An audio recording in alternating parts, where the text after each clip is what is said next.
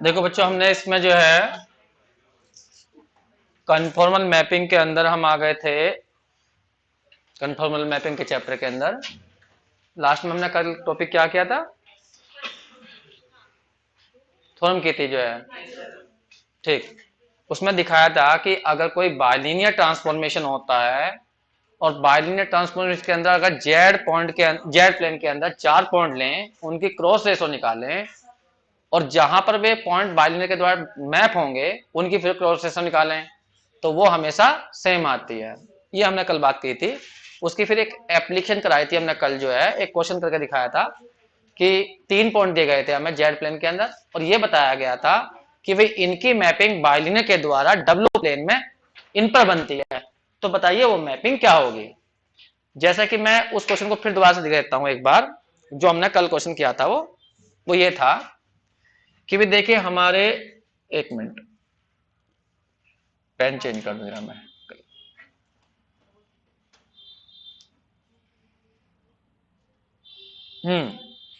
उसने कहा था कि भाई जेड प्लेन के अंदर एक तो इन्फिनिटी, एक दिया था हमें आई, और अगला क्या था फिर उसके बाद जेड, हाँ जीरो, और एक बस ये थे 3 पॉइंट।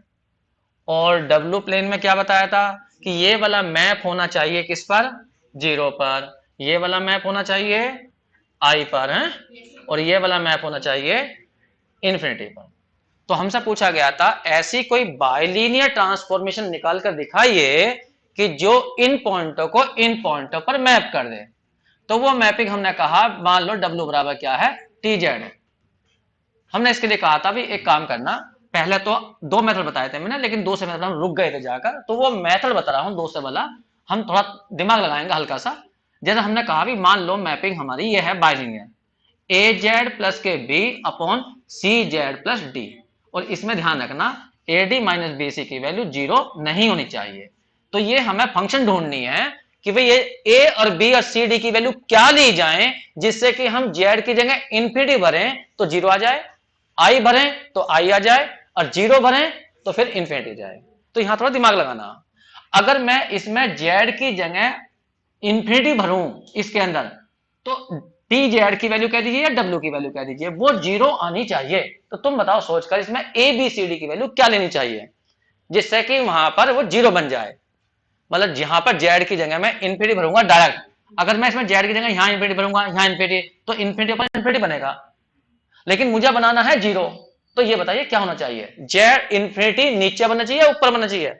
अगर जेड की जगह यहां पर इन्फिनिटी रखा है नीचे, तो इन्फिनिटी बन जाए नीचे, तो इसका मतलब मैं ऊपर क्या कंडीशन लगा दूं?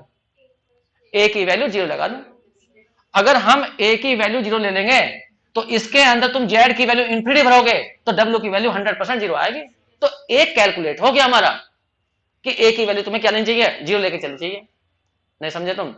वही हम ये कह रहे हैं कि अगर हम इसमें जेड की जगह इन्फिनिटी भरें तो डब्ल्यू की वैल्यू क्या आनी चाहिए? डब्ल्यू की वैल्यू 0 आनी चाहिए। लेकिन ये तभी पॉसिबल है जब ए इक्वल टू 0 होगा। समझ रहे हो तुम? तो ये आना चाहिए। हम कह रहे हैं जेड इक्वल टू इन्फिनिटी पर डब्ल्यू की वैल्यू 0 आनी चाहिए। तो ये कब पॉसिबल है? It is possible only when a equal to 0। तो हमें कंफर्म हो गया कि ए की वैल्यू 0 होगी, तब जाके पॉसिबल होगा। ठीक, तो इसका मतलब ये फंक्शन कितनी बन गई हमारी? टी जेड इक्वल टू बन गई बी अपॉन सी जेड प्लस डी आ गई। ए की तुमने जगह 0 रख लिया तो इतना चेंज आ गया। अब दूसरी कंडीशन चेक करना, पहले लास्ट वाली चेक करो, लास्ट वाली। जेड की जगह 0 रखे तो डब्ल्यू की वैल्यू इन्फिनिटी आनी चाहिए। तो बताओ कंडीशन क्या बननी चाहिए? जेड की जगह 0 रखें तो डब्ल्यू की वैल्यू इन्फिनिटी आनी चाहिए। तो बताओ क्या कंडीशन होनी चाहिए? नीचे की तरफ क्या आना चाहिए? नीचे की तरफ 0 बन जाना चाहिए, तो इन्फिनिटी होगा। तो इसका मतलब हाँ, जेड की जगह तुम 0 रख रहे हो तो ये तो 0 हो ही रहा है, तो डी की वैल्यू भी 0 होनी चाहिए। ठीक है, तो हम यहां से कह सकते हैं कि भाई ये बात तभी संभव है अगर हम इसमें पुट करें क्या, जेड बराबर कितना? 0, तो डब्ल्यू की वैल्यू इन्फिनिटी आनी चाहिए। तो ये तभी संभव हो जब तुम डी भी 0 लोगे। तो यही बात मैं यहां पे लिख देता हूं, इफ इट इज पॉसिबल वहन, दाग देता हूं बस, वहन जब डी बराबर क्या हो जाए? 0। तो तुम्हें एक तो ए चल गया पता और एक तुम्हें डी कंफर्म हो गया। तो इसका मतलब फंक्शन में कितना चेंज आया? टी जेड इक्वल टू होना चाहिए बी अपॉन सी जेड। ये फंक्शन बन गई। अब चौथी कंडीशन निकालो, तीसरी कंडीशन क्या थी, जेड की जगह आई रखें तो डब्ल्यू की वैल्यू भी आई आनी चाहिए, यही है ना। तो अब हमें सोचना है इसके बारे में, मैं ऊपर जाता हूं थोड़ा सा। अब हमें यहां पुट करना है जेड की जगह आई, तो डब्ल्यू की वैल्यू भी आई आनी चाहिए। तो बी और सी की वैल्यू क्या होनी चाहिए जिससे कि एक कंडीशन सेटिस्फाई हो जाए, तो रख के देख लो ना इसके अंदर। अगर हम यहां पर रखें तो यहां आ जाएगा टी आई इक्वल टू क्या बन जाएगा, बी अपॉन सी, और यहां आ जाएगा आई। इसकी वैल्यू क्या ली तुमने यहां पर, ये रही। अरे डब्ल्यू की वैल्यू कह दो या टी, उसकी वैल्यू बताओ, एक ही तो बात है। तो इधर भी कितना आई, तो इक्वल टू बी अपॉन सी, तो आई को इधर ले जाओ तो कितना हो जाएगा, आई स्क्वायर इक्वल टू -1, तो बी इक्वल टू कितना जाएगा, -c, तो बी की वैल्यू -c के इक्वल होनी चाहिए। यही तो आया। तो अब इसमें रख कर देखो, कहां थी फंक्शन हमारी, ये वाली। अब इसमें रखो, बी की जगह -c भरो, तो बताइए फंक्शन क्या बन जाएगी, टी जेड इक्वल टू बन जाएगी बी की जगह -c, सी से सी कट जाएगा, माइनस के 1/z। तो ये वाली फंक्शन है वो जो सारी कंडीशनों को सेटिस्फाई कर रही है। अब भी समझ में नहीं आया, रख के चेक करिए एक बार। पहली कंडीशन क्या थी, जेड की जगह 0 रखें, डब्ल्यू की वैल्यू इन्फिनिटी आ जाइए, रखो जेड की जगह 0, डब्ल्यू की वैल्यू इन्फिनिटी आएगी। तीसरी कंडीशन क्या थी, डब्ल्यू की जगह 0 रखो, जेड की जगह 0 रखो, तो डब्ल्यू की वैल्यू क्या चाहिए, इन्फिनिटी। ये तो पहली कंडीशन थी ना।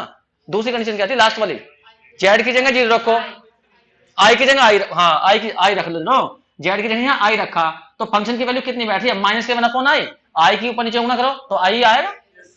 अब तीसरी कंडीशन चेक कर लो, तीसरी कंडीशन क्या आती, जेड की जगह क्या बनना, 0, तो 0 रखोगे तो टी जेड की वैल्यू कितनी आएगी, इन्फिनिटी। तो ऐसा भी हम तुक्का लगाकर इस तरह से चेक कर सकते हैं।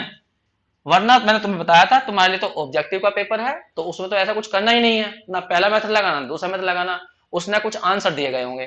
तो t z equal to z plus 1/z+2, दूसरा आंसर दिया होगा t z equal to minus के 1/z, या प्लस के डाल देगा। ऐसे 4 ऑप्शन तुम्हारे सामने बना देगा, तो तुम्हें कुछ नहीं करना, वे पॉइंट रख के देख लेना, जो सेटिस्फाई कर रहा होगा उसे ले लीजिए, वरना छोड़ दीजिए। अब भी समझ में नहीं आया तो मुझे, तो मैंने तुम्हें ये दोनों मेथड से बता दिया है, जिस मेथड से तुम्हें करना हो उस मेथड से तुम कर सकते हो। फिलहाल हम अगले टॉपिक पर आ रहे हैं, क्योंकि क्वेश्चन तो हम बाद में, मैंने तुम्हें कहा था क्वेश्चन करके लाना, कौन सा नहीं हुआ, 4 नहीं हुआ। देखिए एक्सरसाइज में एक क्वेश्चन कह रहे हैं 4, उसे करते हैं।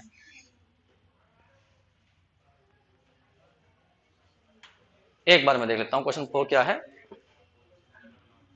4 में कहा है एक ऐसी बाइलिनियर ट्रांसफॉर्मेशन बनाना जिसमें z1 equal to i, z2 equal to -i और z3 इक्वल टू कितना 1, वो मैप हो जाए किस पर, w1 इक्वल टू कितने पर, 0 पर, w इक्वल टू कितना 1 पर, और w3 इक्वल टू इन्फिनिटी पर।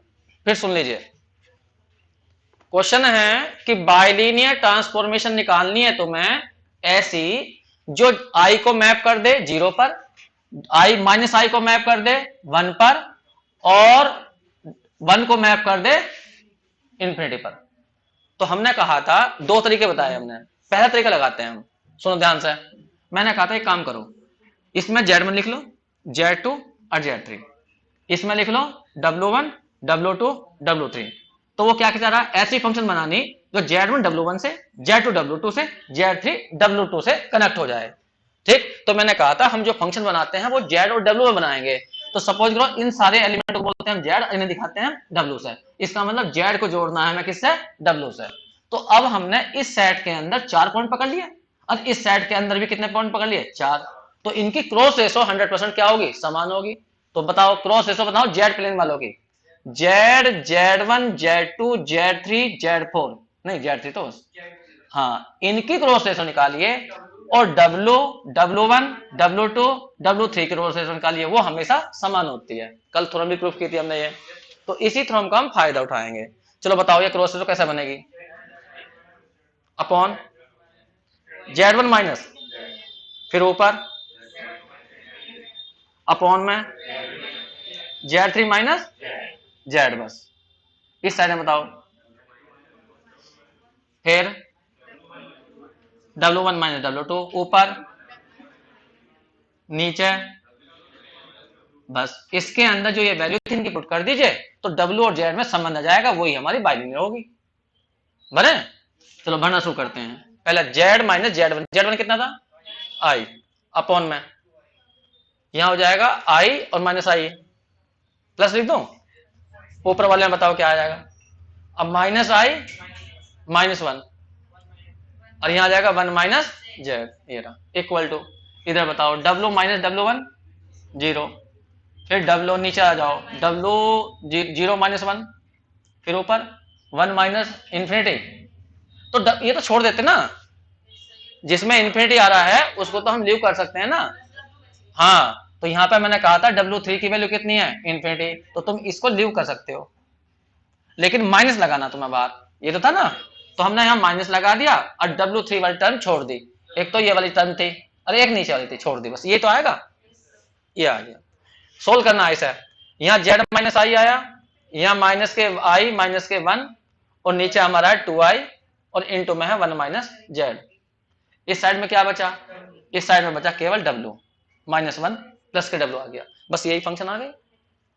हाँ, थोड़ा सही करना चाहते हो तो थोड़ा सही करने के लिए तुम्हें रियल और इमेजिनरी को एक साइड में इकट्ठा करना पड़ेगा, वो करना पड़ेगा।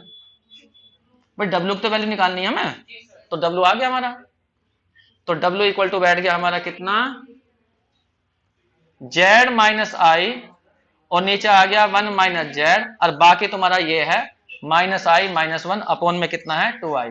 थोड़ा बहुत सही करना हो तो जैसे नीचे का आई आ रहा तो आई से ऊपर नीचे मल्टीप्लाई कर लो, वो थोड़ा सा आंसर को सही करने वाली बात हो जाती है, वो तुम कर लोगे।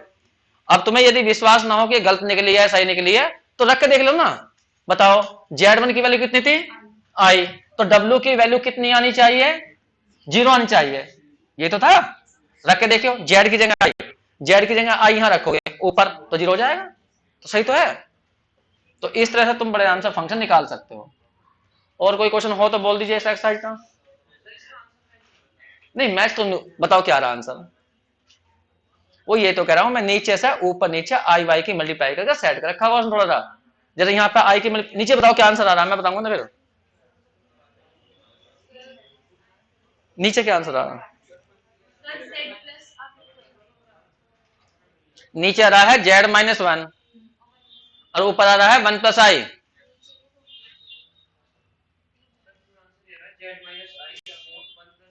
नहीं नीचे क्या आ रहा है, नीचे बता दो बस मुझे,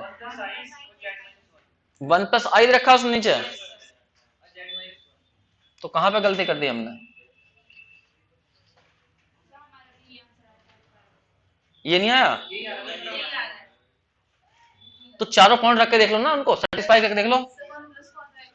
हाँ वो तो थोड़ा सेट करना पड़ेगा, बस हल्का सा जाएगा। ऊपर से हमने माइनस कॉमन ले लिया, तो ऊपर आ जाएगा जेड माइनस आई, और यहाँ आ जाएगा वाई प्लस वन, ये तो ये आ गया, और नीचे हमारा ये है वन माइनस जेड, और यहाँ पे है टू आई, मतलब नीचे जेड प्लस वन बन रहा ना, नीचे की तरफ यहाँ, ये तो सही आ रहा, और वन प्लस आई आ रहा, तो ऊपर नीचे वन प्लस आई से मल्टीप्लाई कर लो, लाने के लिए जरूरत करनी हो तो करके देखिए एक मिनट को। तुमने कहा वन माइनस जेड तो सही आ रहा, टू आई, नीचे ऊपर वन प्लस आई की गुणा और कर ली, ये कर ली किताब से आंसर मिलाने के लिए। जब सोल्व करके दिखाओ, जो फालतू है उन्हें सोल्व करो। यहाँ क्या हो जाएगा, इसको सोल्व करियो, आई प्लस वन का स्क्वायर, तो क्या हो जाएगा आई का स्क्वायर माइनस वन, फिर प्लस वन, अब प्लस प्लस क्या जाएगा टू आई, ये रहा, तो इसका मतलब ये जीरो हो गया, तो टू आई बच गया, टू आई से टू आई कट गया, आंसर आ तो गया।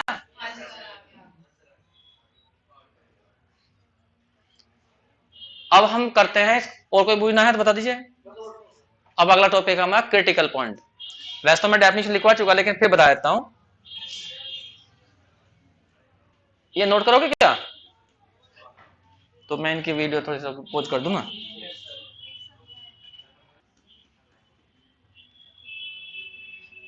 देखो अब हम क्रिटिकल पॉइंट की बात कर रहे हैं। क्रिटिकल पॉइंट वैसे पहले ही बता चुका मैं, कोई W equal to f z कोई भी ट्रांसफॉर्मेशन है, उसको डिफ्रेंशिएट कर लीजिए, और डिफ्रेंशिएट करने के बाद देखिए जीरो और इन्फिनिटी कब आ रहा है, किन जेड की वैल्यू पर जीरो या इन्फिनिटी बन रहा है, एफ डैश जेड। तो जिन पॉइंटों पर एफ डैश जेड की वैल्यू जीरो या इन्फिनिटी बनती है उन पॉइंटों को कहा जाता है क्रिटिकल पॉइंट। अब क्यों कह रहे हैं क्रिटिकल पॉइंट, क्रिटिकल पॉइंट होने का मतलब क्या है, इसने कहा एफ डैश जेड की वैल्यू इन्फिनिटी, जिन पॉइंटों पर एफ डैश जेड की वैल्यू इन्फिनिटी होगी तो हमें पता है उन पॉइंटों पर फंक्शन फिर डिफरेंशिएबल नहीं होगी। डिफरेंशिएबल का मतलब होता है डिफरेंशिएट करने के बाद उसकी वैल्यू फाइनाइट यूनिक आनी चाहिए। तो इसका मतलब वही कह रहा है कि उन पॉइंटों पर जिन पर फंक्शन डिफरेंशिएबल नहीं है या कह लीजिए एनालिटिक नहीं है, तो वो फंक्शन वो पॉइंट हमारे सारे क्या कहलाते हैं, क्रिटिकल पॉइंट। लेकिन जीरो पर तो कोई दिक्कत नहीं होती, एफ डैश जेड हमारा क्या आ गया, जीरो आ गया, तो जीरो पर तो एनालिटिक है, डिफरेंशिएबल है, क्योंकि वैल्यू फाइनाइट यूनिक है। ठीक है, तो फिर वो क्यों मना कर रहा है इस पर, वो इसलिए मना कर रहा है क्योंकि फिर इस पर एक कन्फॉर्मल नहीं है। कन्फॉर्मल होने के लिए दो बातें होती हैं, फंक्शन एनालिटिक भी होनी चाहिए और एफ डैश जेड की वैल्यू जीरो कहीं नहीं आनी चाहिए। तो वो ये कहना चाह रहा, कुल मिला के रिजल्ट ये निकला कि फंक्शन हमारी जिन पॉइंटों पर ना तो एनालिटिक हो ना ही तुम्हारी कन्फॉर्मल हो, उन पॉइंटों पर हम क्या कहेंगे उस फंक्शन को, क्या उन्हें उन पॉइंटों को क्या कहेंगे, क्रिटिकल पॉइंट, जिन पर ना तो फंक्शन कन्फॉर्मल होती है और ना ही हाँ एनालिटिक हो। तो ये जीरो जो शो करता है यहाँ पर, जीरो और इन्फिनिटी, ये वैसे तो इन्फिनिटी मेनली किसके लिए होता है, एनालिटिक नहीं है या डिफरेंशिएबल नहीं है, नॉन एनालिटिक। अरे ये ऑब्जेक्टिव पूछता है वो बार बार। ठीक है, जिन पॉइंटों पर फंक्शन एनालिटिक नहीं है तो उन पॉइंटों को क्या कहते हैं, तो ध्यान रखना उन्हें एनालिटिक कहेंगे, और जिन पॉइंटों पर फंक्शन कन्फॉर्मल नहीं है तो वो भी एनालिटिक है, क्योंकि क्रिटिकल पॉइंट है। ठीक है, तो ये वाली कंडीशन जो है ना, पहले वाली ये कन्फॉर्मल शो करती है, वो भी not conformal, not conformal. Conformal होने के लिए शर्त थी वहां पर कि एनालिटिक भी होना चाहिए और साथ में एफ डैश जेड की वैल्यू जीरो भी होनी चाहिए। सही है। अब एक क्वेश्चन पूछूंगा मैं और उसे बताना सोच के कि हाँ भी इसमें कौन कौन से पॉइंट कन्फॉर्मल है, वो एनालिटिक है, सॉरी गलती हो जाती है बार बार, क्रिटिकल पॉइंट है। सारा ही भाग रहा, कोई फायदा नहीं। चलो भैया अलग से लिखते हैं, अलग से ही करते हैं, ये तो गड़बड़ कर रहा है। चलो बताओ, एफ जेड इक्वल टू है साइन जेड, बताइए इसमें क्रिटिकल पॉइंट कौन कौन से हैं, क्या करके देखोगे क्रिटिकल पॉइंट के लिए, डिफरेंशिएट करके देखो ना पहले। तो ये हम एग्जांपल दे रहे हैं, हमने कहा इसे डिफरेंशिएट करिए, तो डिफरेंशिएट करोगे तो एफ डैश जेड की वैल्यू कितनी आएगी, अब कोस जेड, सबको पता कोस जेड की वैल्यू -1 और 1 के बीच जाएगी, इन्फिनिटी तो कभी नहीं जाने की, तो क्या हो सकता है, जीरो हो सकती है, तो जीरो रख के देखो किस किस पे आएगी जीरो। तो तुम्हें क्या करना, पुट करना F dash Z equal to zero, मतलब वे पॉइंट ढूंढने हैं जिन पर एफ डैश जेड की वैल्यू जीरो है। ठीक जी, रख दिया जी, cos Z equal to zero, cos Z की वैल्यू कितनी होती है बताइए, π/2। ठीक है, जनरल वैल्यू कितनी हो जाएगी जेड की value 2n pi plus minus π/2। अब इसमें n की वैल्यू भरते जाइए, 1 2 3 4 5 माइनस में भर दीजिए, कुछ भी दीजिए, इतने सारे पॉइंट क्रिटिकल पॉइंट कहलाएंगे इस फंक्शन के लिए। सही है, बस जी हैंस लिख देंगे, उतार दीजिए, 2n पाई प्लस माइनस आता है ना π/2 आर एनालिटिक पॉइंट, फिर बात हो गई होगी क्रिटिकल पॉइंट, क्रिटिकल पॉइंट। तो इस तरह से हमने इसके क्रिटिकल पॉइंट ढूंढ दिए। और एग्जांपल देता हूं मैं, तो बच्चों यहाँ पर क्रिटिकल पॉइंट का मतलब क्या निकला, ऐसे पॉइंट जो फंक्शन को एनालिटिक और कंफॉर्मल होने से रोकते हो, तो उन्हें कहते हैं हम क्रिटिकल पॉइंट।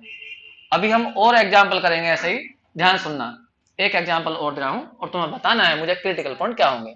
बड़ी आसान से एग्जांपल है, f z equal to log z, बताइए कौन कौन से क्रिटिकल पॉइंट है इस पर, इसका डिफरेंशिएशन किन किन पॉइंटों पर जीरो या इंफिनिटी होगा, इसे क्या करेंगे हम डिफरेंशिएट करेंगे, तो एफ डैश जेड की वैल्यू कितनी हो जाएगी, हाँ 1/z। अब बताइए जेड इक्वल टू जीरो पर, जेड इक्वल टू जीरो पर क्या होगा, एफ डैश जेड की वैल्यू क्या जाएगी, इंफिनिटी, और जेड इक्वल टू इंफिनिटी पर क्या हो जाएगी, एफ डैश जेड की वैल्यू जीरो हो जाएगी। तो क्रिटिकल पॉइंट दो हैं, एक जीरो और एक इंफिनिटी, काट दीजिए।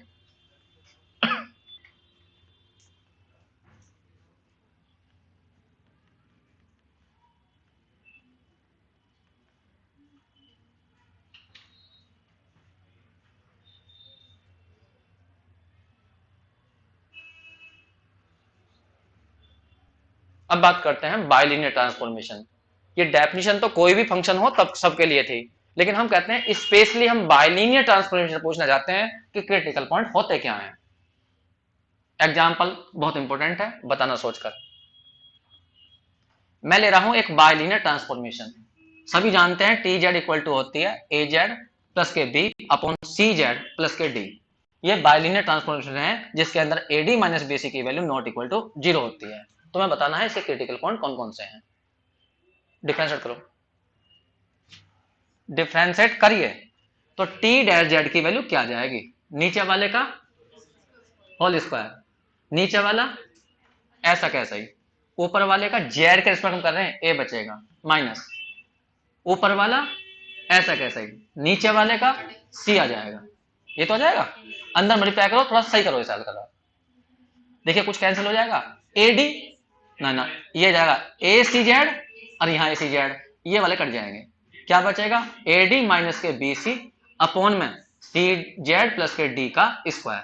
हमें पता है ऊपर वाली वैल्यू जीरो नहीं होती, हमें पता है ऊपर वाली वैल्यू जीरो नहीं होती, ठीक है, ये जीरो थोड़ी होती है क्योंकि बाइनरी ट्रांसफॉर्मेशन है। अब बताइए, तो यहां पर तुम्हें चेक करना है टी डैश जेड की वैल्यू जीरो या इन्फिनिटी कब आ सकती है, सोच के बोलना। अगर हम जेड की वैल्यू अगर नीचे वाला जीरो बना दें तो नीचे वाला जीरो कब बनेगा, जब जेड की वैल्यू माइनस के डी अपॉन सी हो जाएगी। अगर जेड की वैल्यू तुमने ऐसी ले ली तो नीचे जीरो बन जाएगा, नीचे जीरो बनने का मतलब है टी डैश जेड की वैल्यू इन्फिनिटी हो जाएगी, ये रहा। तो इसका मतलब क्या हुआ, ये वाली वैल्यू जो है वो एक क्रिटिकल पॉइंट है इस फंक्शन के लिए। अगर तुमने जेड की वैल्यू ये भरी तो ये फंक्शन तुरंत गड़बड़ कर देगी, इन्फिनिटी जाएगी, कहना ये एलिप्टिक नहीं होगी ना ये कन्फॉर्मल होगी। समझ में आ गई बात तुम्हें। अब बताइए जीरो भी हो सकता है क्या, जीरो कब होगा, जब ऊपर वाली वैल्यू ऊपर जीरो आ जाए, लेकिन ऊपर तो जीरो नहीं है तो नीचे इन्फिनिटी बन जाए। हाँ जेड की वैल्यू इन्फिनिटी भर दो, जब इन्फिनिटी भरोगे तो सारा नीचे का क्या जाएगा इन्फिनिटी, और 1 अपॉन इन्फिनिटी जीरो जाएगा। तो यदि हम इसमें जेड की वैल्यू क्या भर दें इन्फिनिटी भर दें तो टी डैश जेड की वैल्यू क्या हो जाएगी जीरो हो जाएगी। तो इसके लिए दो क्रिटिकल पॉइंट हो गए, एक तो हो गया माइनस के डी अपॉन सी और एक हो गया इन्फिनिटी। तो बाइलिनियर के लिए ये बहुत इंपॉर्टेंट है क्रिटिकल पॉइंट माइनस के डी अपॉन सी।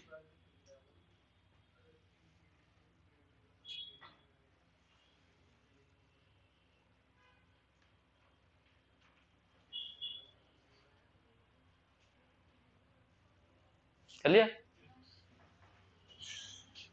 अब हम कर रहे हो, सुनो ध्यान से। देखिए अब हमारा अगला टॉपिक है फिक्स पॉइंट या इनवेरिएबल पॉइंट। किसी फंक्शन के फिक्स पॉइंट क्या होते हैं। हम तो यहां स्पेशली बाइलिनियर ट्रांसफॉर्मेशन की बात कर रहे हैं, लेकिन तुमने वैसे ही पढ़ रखा होगा। रियल फंक्शन की बात कर लेता हूं, मैं छोटी सी बात बताऊं पहले। रियल फंक्शन की बात कर रहे हैं हम, सिंपल रियल फंक्शन की बात।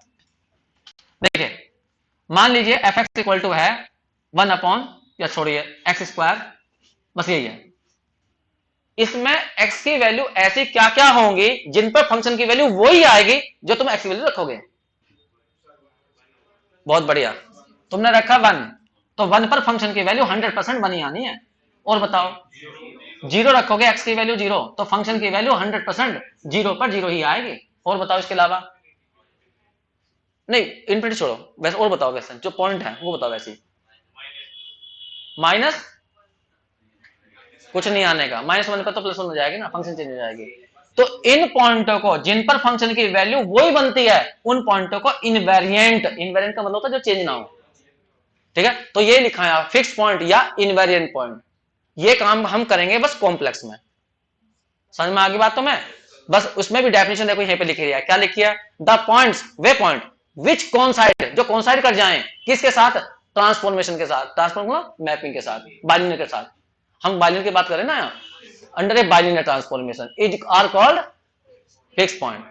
मतलब जो पॉइंट तुम भरो फंक्शन की वैल्यू भी वही आए तो उन्हें बोला जाता है फिक्स पॉइंट। या उतार दीजिए जल्दी से डेफिनेशन को, फिर हम इसके बारे में एग्जांपल। देखिए मैंने दो नोट लिखवाए हैं इसके अंदर। पहला है बाइलिनियर ट्रांसफॉर्मेशन हमेशा दो फिक्स पॉइंट रखे हैं, ज्यादा से ज्यादा एट मोस्ट लिखवाया, हो सकता है एक बने, ज्यादा से ज्यादा दो फिक्स पॉइंट होते हैं। फिर नीचे लिखवाया नोट नंबर 2 में, जितनी भी आइडेंटिटी बाइलिनियर ट्रांसफॉर्मेशन होंगी उनके हर पॉइंट ही फिक्स पॉइंट है। पहले सेकंड नोट की बात कर लेते हैं। बताइए आइडेंटिटी मैपिंग 12 से पढ़ते आ रहे हो तुम, पहले रियल फंक्शन की बात करते हैं। रियल फंक्शन की बात कर रहे हैं हम। एक फंक्शन मैंने लिखी f x equal to x, एक फंक्शन लिखी है मैंने f x equal to x plus 1, एक फंक्शन लिखी है f x equal to sine x. बताइए इसमें से कौन सी आइडेंटिटी फंक्शन है, ऊपर वाली, यह आइडेंटिटी फंक्शन। इसे स्पेशली आई से दिखाते हैं, आई एक्स इक्वल टू एक्स। अब सोचिए इसमें इस आइडेंटिटी क्यों कहा जा रहा है, क्योंकि इसमें जो वैल्यू भरोगे फंक्शन की वही आनी, तो इसका मतलब हर पॉइंट ही इसके लिए इनवेरिएंट है। नहीं समझे? तो इसलिए मैंने यहां पे लिखवाया कि जितनी भी आइडेंटिटी बाइलिनियर ट्रांसफॉर्मेशन होती हैं, अब बाइलिनियर में क्या पता दी, बाइलिनियर में टी जेड बराबर क्या हो जाएगा, जेड हो जाएगा, इसे ही तो कहेंगे हम आइडेंटिटी। अब बताओ बाइलिनियर क्यों है, इसका डिटरमिनेंट कितना है, बाइलिनियर यो आइडेंटिटी क्यों है, भाई आइडेंटिटी मैपिंग तो है सही, बाइलिनियर ट्रांसफॉर्मेशन क्यों है, हाँ यहाँ क्या है 1, यहाँ क्या 0, नीचे 0 जेड प्लस 1, ये डाल दो, तो ये बाइलिनियर तो हुई, इसी गुना इधर करो 0 आ जाएगा, कुल मिलाकर 1 माइनस 0, कुल आगे कितना आगे 1, तो ये एक बाइलिनियर ट्रांसफॉर्मेशन है, लेकिन ये एक आइडेंटिटी मैपिंग भी है। तो हम कह रहे हैं कि जितनी भी आइडेंटिटी बाइलिनियर ट्रांसफॉर्मेशन होती हैं वो उनके सभी पॉइंट फिक्स पॉइंट होते हैं, क्योंकि जो भी तुम यहाँ जेड की वैल्यू भरोगे तो फंक्शन की वैल्यू वही आएगी। आगे बात समझ में?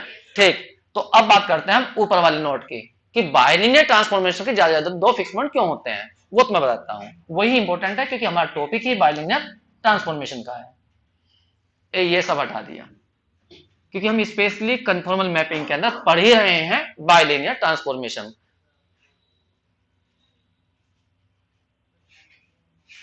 बड़ा गुस्सा है कभी कभी, हटते ही नहीं है।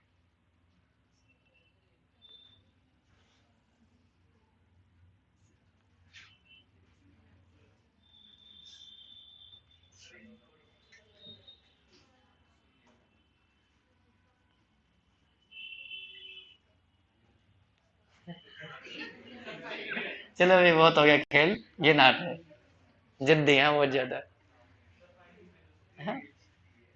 क्या हो गया?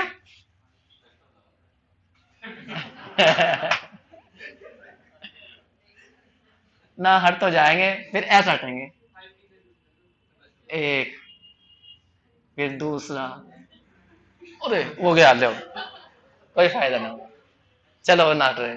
सुनो ध्यान से बच्चों, अब हम एक बाइलिनियर ट्रांसफॉर्मेशन मान रहे हैं, ये होती है a Z plus B upon C Z plus D, ये एक हमने बाइलिनियर ट्रांसफॉर्मेशन ली। कोई कहेगा इसका डिटरमिनेंट बनाइए, तो तुम बता दोगे वो बैठेगा ए डी माइनस के बी सी, जो कि 0 नहीं होता। इसे डब्ल्यू से भी दिखाते हैं हम ये देखना चाहते हैं कि भाई इसके इस बाइलिनियर के कितने पॉइंट ऐसे हैं जो फिक्स पॉइंट है। तो हमें क्या कर देखना, फिक्स पॉइंट की डेफिनेशन क्या कहती है, भाई जेड की ऐसी वैल्यू क्या क्या होंगी जिस पर डब्ल्यू की वैल्यू भी वही आए जो जेड की है। तो बड़ा शॉर्टकट सा तरीका है, शॉर्टकट क्या करते हैं हम इसमें, हम पुट करते हैं जहां डब्ल्यू है वहां भी जेड ही भर दें, भाई यही तो कह रहा है जेड और डब्ल्यू की वैल्यू सेम होनी चाहिए। तो जब भी तुम्हें फिक्स पॉइंट निकालना हो, ये शॉर्टकट लगा दो, जहां भी तुम्हारा डब्ल्यू है वहां जेड भर दो, या जेड की जगह डब्ल्यू भर दो, या डब्ल्यू की जगह जेड भर दो। तो यहां जब मैं भरूंगा इसके अंदर 1 के अंदर, तो यहां पर जेड, तो जेड बराबर क्या जाएगा, ए जेड प्लस के बी अपॉन सी जेड प्लस के डी, मल्टीप्लाई करो तो सी जेड का स्क्वायर प्लस के जेड डी जेड और इक्वल टू कितना आ गया, ए जेड प्लस बी, जेड में कैसी बन गई क्वाड्रेटिक, तो ज्यादा ज्यादा कितनी जेड की वैल्यू आएंगी, दो ही आएंगी, यही तो है। तो यहां पर सी जेड स्क्वायर, इनको सबको इधर ले आओ, डी माइनस ए और यहां आ गया जेड और माइनस के कितना आ गया बी इक्वल टू 0, ये बन गई जेड में क्वाड्रेटिक, तो साफ जाहिर है जेड की दो वैल्यू आएंगे। तो हम देखना चाहते हैं जेड की वैल्यू वे हैं क्या, तो मैं इसे सोल्व करता हूं धराचार्य से। धराचार्य तुम जानते हो, ए जेड स्क्वायर प्लस के बी जेड प्लस के सी हो, तो बताइए जेड की वैल्यू कैसे निकलती है, minus b plus minus under root b square minus 4ac upon 2a। रखिए जेड बराबर बी की वैल्यू यानी d minus a plus minus b का स्क्वायर, तो डी माइनस ए का स्क्वायर माइनस के 4, ए की वैल्यू कितनी है सी और सी की वैल्यू कितनी है माइनस बी, तो प्लस लिख दो अपॉन में 2a 2c, ये आ गया। कुल मिला के देखा जाए, इधर कर दूं या छोड़ो वो नीचे कर देता हूं, चाहिए ना, जेड की वैल्यू ये आई हमारी, माइनस को अंदर एडजस्ट कर लेता हूं, ए माइनस डी और प्लस माइनस तुम इसे जानते हो, अंदर वाले को हम डेल्टा से दिखा देते हैं, पता है डेल्टा क्या बोलते हैं, डिस्क्रिमिनेंट, डी माइनस ए का स्क्वायर और प्लस के 4cb। अब मैं तुम्हें यहां बताता हूं जेड की वैल्यू दो निकली, एक प्लस में है और एक माइनस में है। अब इनमें से कौन कौन सी फाइनाइट होंगी और कौन कौन सी इनफाइनाइट होंगी वो तुम्हें बता देता हूं, बस दिमाग लगाना थोड़ा सा। इसे मैंने फिलहाल मैं कुछ वैल्यू यहां से भी निकालूंगा ऊपर से भी, 1 मिनट के लिए। इसे मैं 1 कह देता हूं, मुझे इसकी जरूरत पड़ेगी थोड़ी देर में। इसकी, इसको मैंने 1 कहा और इसको मैंने 2 कहा। अभी जरूरत पड़ेगी मुझे कुछ बात समझाने के लिए। यहां पर जाइए, देखिए यहां पर इंफिनिटी होना या फाइनाइट होना इस सी पर डिपेंड है, नीचे वाले पर। फ्रैक्शन का जो नीचे का पार्ट होता है उस पर डिपेंड होता है कि इंफिनिटी जाएगा या नहीं जाएगा। तो यहां पर सी की वैल्यू 0 हुई तो इंफिनिटी जाएगा, और सी की वैल्यू 0 ना हुई तो इंफिनिटी नहीं जाएगा। तो हमारा, हम यहां सी पे केस बना रहे हैं। तो केस बना रहे हैं हम पहला case, case first, when c not equal to 0। तो नीचे वाला फाइनाइट हो गया, जेड की वैल्यू में नीचे की तरफ जो डिनोमिनेटर है वो फाइनाइट ले लिया हमने। अब ऊपर वाले की बात करते हैं। नीचे वाला 0 नहीं है तो ऊपर वाली दो वैल्यू हो सकती है, एक प्लस में और एक माइनस में। लेकिन वो एक वैल्यू भी हो सकती है, अगर डेल्टा 0 हो गया तो पीछे वाला पार्ट 0 हो गया, डेल्टा 0 हो गया तो ये 0 हो जाएगा, तो फिर तो जेड की एक ही वैल्यू आएगी ना। तो इसका मतलब ऊपर की भी किस पर डिपेंड है, डेल्टा पर। तुमने पढ़ भी रखा होगा, डिस्क्रिमिनेंट पर डिपेंड होती है। तो यहां पर भी हम दो बातें बनाएंगे। पहली बात, अगर डेल्टा की वैल्यू नॉट इक्वल टू 0 आई तो जेड की दो वैल्यू बैठेंगी। भाई ये पीछे वाला पार्ट 0 नहीं होगा तो जेड की दो वैल्यू आएंगे। तो जेड की वैल्यू एक तो आएगी ये A minus D plus delta upon 2c, एक तो ये आएगी। और दूसरी वैल्यू आएगी जेड की A minus D minus root delta upon 2c। और दोनों वैल्यू कैसी होंगी, फाइनाइट होंगी। ये भी फाइनाइट वो भी फाइनाइट, क्योंकि सी तुम्हारा 0 नहीं है। आगे बात समझ में। तो मैंने कहा इस केस के अंदर दो फिक्स पॉइंट आएंगे। Therefore t z has two finite fix point. English गलत हो सकती है लेकिन भावना सही है। चेक करो, सही है, ठीक जी। अब हम दूसरी बात करते हैं, इसको हम ऊपर लेके चलते हैं। अब हम इसके अंदर ही दूसरी बात बताते हैं, इसी में बताते हैं। अभी सी हमने नॉट इक्वल टू 0 ले रखा। दूसरी बात क्या कहते हैं, अगर डेल्टा 0 हुआ तो जेड की एक वैल्यू आएगी केवल। क्या आएगी बताइयो, जेड बराबर आएगा ए माइनस डी अपॉन 2c। तो ये होगी कैसी है, ये भी फाइनाइट ही होगी। तो इस केस में हम कहेंगे इस फंक्शन का केवल एक फिक्स पॉइंट आएगा और वो होगा ये, और वो भी फाइनाइट आएगा। आगे बात समझ में। यहां से हम कहेंगे इसका मतलब है therefore t z has only one fix point, one finite fix point लिख दो है, फाइनाइट भी होगा और फिक्स भी होगा। ये रहा। तो हमने एक केस पूरा करा जब सी की वैल्यू 0 नहीं है। अब हम दूसरा केस बनाएंगे जब सी की वैल्यू 0 होगी। उसे ऊपर देखना पड़ेगा मुझे। देखो बच्चों, अब दूसरा केस बनाएंगे हम जब सी की वैल्यू 0 होगी। तो आंसर कैसे कैसे आएंगे वो देखिए जेड के। यहीं पर जाइए वापस, जो है हमारी इक्वेशन नंबर 1 थी और एक इस पर।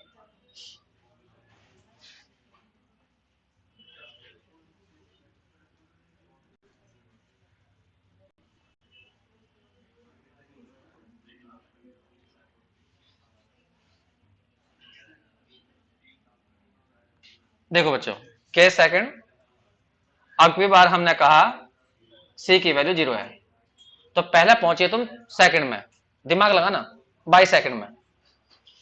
अगर सेकंड में हम सी की वैल्यू 0 भर दें तो क्या होगा, यहां पे देखो ऊपर जेड की वैल्यू क्या जाएगी, A minus D plus minus under root delta, और बटे में आ जाएगा हमारा 0। यही तो है। अब यहां पर भी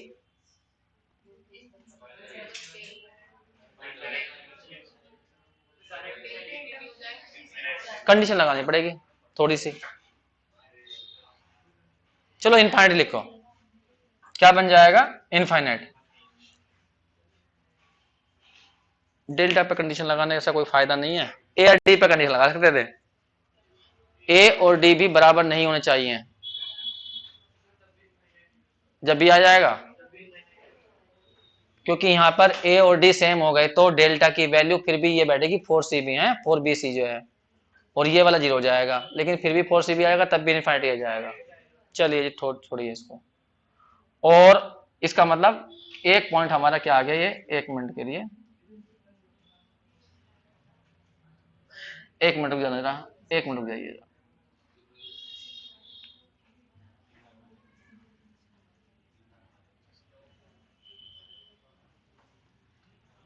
जरा एक बार तुम उसमें जाइए ऊपर की तरफ, बाई वन में और जाइए। अगर सी की वैल्यू वहां पर हमने जीरो भर दी शुरू में ही, क्वेश्चन में ही, यहां शुरू में ही हमने यहां पर जीरो भर दिया, तो ये वाली टर्म खत्म हो जाएगी, जेड स्क्वायर वाली टर्म। यहां देखो सर फर्स्ट में, तो जेड स्क्वायर वाली टर्म खत्म हो जाएगी, तो केवल यहां आएगा डी माइनस ए जेड माइनस के बी, ये नहीं आएगा। तो यहां से जेड क्यों निकल जाएगी, कितनी आ जाएगी, बी अपॉन डी माइनस ए। तो वही बात मैं यहां पर लिखूंगा, बाई वन से जेड की वैल्यू कितनी आ गई, बी अपॉन डी माइनस ए। यहां पर कंडीशन लगा सकते हो तुम, यहां पर भी d इक्वल टू ए के बराबर हो गया तो ये इनफाइनाइट जाएगी, और d की वैल्यू a के बराबर नहीं हुई तो फिर ये फाइनाइट जाएगी। ये तो है। तो यहां पर हम इसके अंदर भी दो स्थिति बना सकते हैं। पहली स्थिति d इक्वल टू ए हुआ तो क्या होगा, ये वाला हमारा इनफाइनाइट, लेकिन ऊपर वाला तब भी नहीं, हाँ ये वाला भी इनफाइनाइट और ये भी इनफाइनाइट, तो फिर इनफाइनाइट ही जाएगा। और यदि d की वैल्यू a के इक्वल ना हुई तो ये वाला तो इनफाइनाइट रहेगा, ऊपर वाला इनफाइनाइट रहेगा, लेकिन नीचे वाला इनफाइनाइट हो जाएगा फिर। हाँ एक फाइनाइट हो जाएगा, एक इनफाइनाइट। तो यहां पे फिलहाल मैं कंडीशन लगा रहा हूं ए ये वाली, डी नॉट इक्वल टू ए के, या पीछे लिख दो ना, इसे अलग क्यों बनाओ, यहां पर लिख दो डी यदि ए के इक्वल नहीं होना चाहिए तो फिर ये वैल्यू क्या बन जाएगी तुम्हारी, फाइनाइट आ जाएगी। तो इस केस में क्या हुआ, इस केस में हुआ कि भाई एक रूट तो आ गया इनफाइनाइट और एक आ गया फाइनाइट। तो यहां पे लिख देना therefore f t z has two fix point, दो फिक्स पॉइंट होंगे जिसमें एक तो होगा फाइनाइट और एक होगा इनफाइनाइट।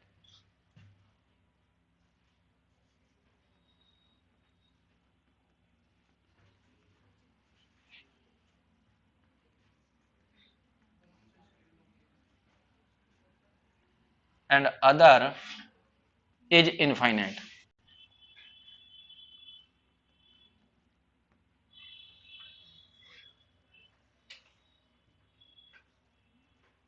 ज्यादा इजी लगा दिए, अपने हिसाब से कम कर लियो जितना सूट करे हैं। और यदि d की वैल्यू a हो गई तो फिर ये भी इनफाइनाइट ये भी इनफाइनाइट, इसका मतलब एक ही फिक्स पॉइंट होगा, वो होगा इनफाइनाइट।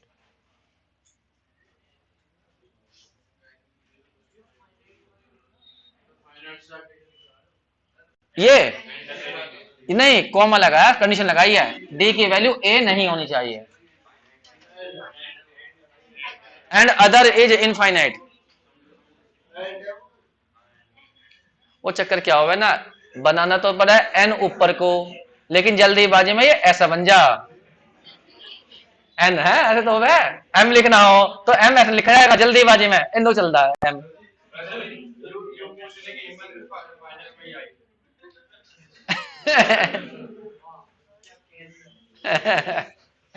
बता लो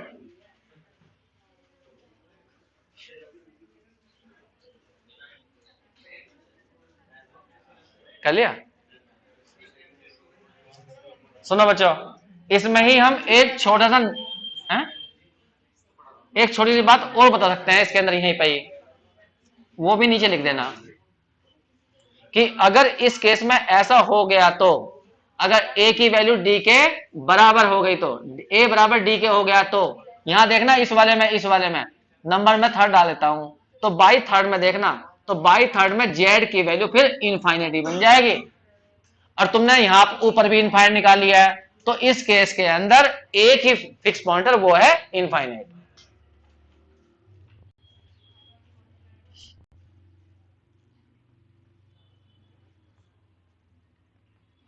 In this case, Tz has only one infinite fixed point।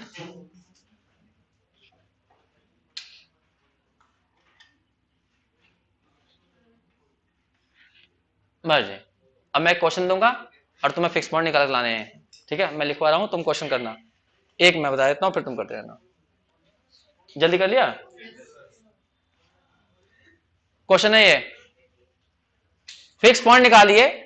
Normal form तो अभी नहीं बताई मैंने, नॉर्मल फॉर्म की बात छोड़ दीजिए, बस केवल तुम्हें फिक्स पॉइंट निकालने। एक मैपिंग दी गई है W इक्वल टू ये, जेड की ऐसी वैल्यू बतानी है जिससे W की वैल्यू भी जेड के बराबर आए। तो क्या बताया हमने शॉर्टकट सोल्व करने के लिए, क्या बताया बताओ? हाँ, बस शॉर्टकट होता है, कुछ नहीं करना, तुम्हें पुट कर देना है, W की जगह भी जेड ही भर देना। तो यहां जाएगा जेड और यहाँ z upon 2 minus z, solve कर देना ऐसा। यहां जाएगा 2z माइनस के z square equal to z. इस वाले को भी इधर ले आना, तो जेड माइनस है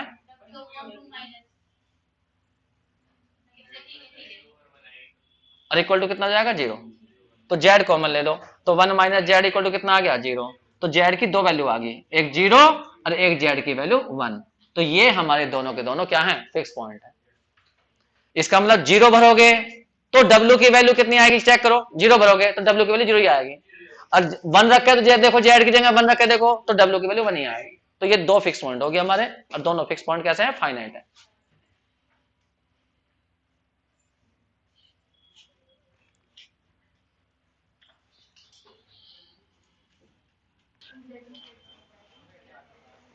एग्जाम्पल 18 के कई पार्ट हैं, बुक में देख लेना। जैसे ये रहा एक पार्ट, ये रहा, और पार्ट भी रखे हैं किताब के अंदर ये रहे। तो इन सारे पार्टों को सोल्व कर लीजिए, उसका फिक्स पॉइंट निकाल देख लीजिए। कल हम नॉर्मल फॉर्म पढ़ेंगे भी उसके बाद।